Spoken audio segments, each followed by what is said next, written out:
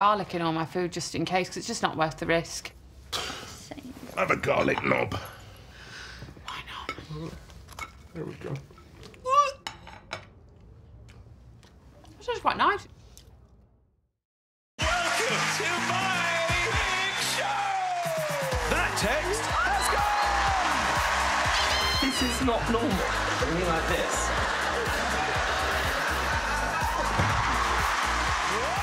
Michael McIntyre's Big Show continues Saturday at 8:10 on BBC One and iPlayer. This is BBC One. Now Sophie Rayworth with the BBC News at 6 o'clock. Jeremy Corbyn insists there's no place for anti-Semitism in modern Britain after the chief rabbi launches an outspoken attack on his handling of racism against Jews. Britain's most senior Jewish leader said a poison had taken root in the party and questioned if the Labour leader was fit for office. But Jeremy Corbyn called anti-Semitism an evil within our society. There is no place whatsoever for anti-Semitism in any shape or form or in any place whatsoever in modern Britain, and under a Labour government it will not be tolerated in any form whatsoever.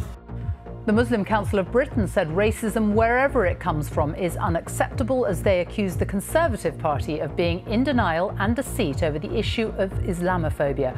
Also tonight, one of the tiny victims of the mother and baby death scandal at a hospital trust in Shropshire. Now more than 200 new families have contacted an inquiry looking back over decades.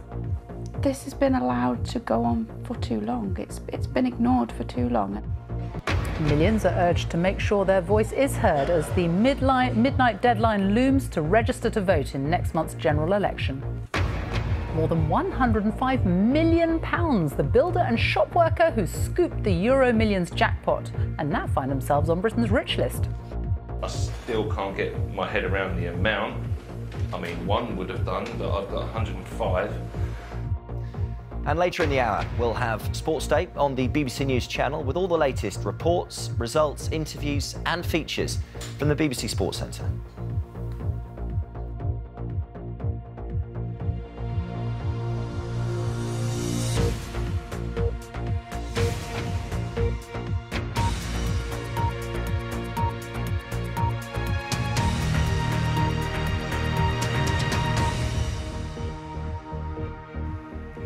Good evening and welcome to the BBC News at 6. The Labour leader Jeremy Corbyn has insisted there is no place for anti-Semitism in modern Britain and said those guilty of such racism in the Labour Party have been brought to book.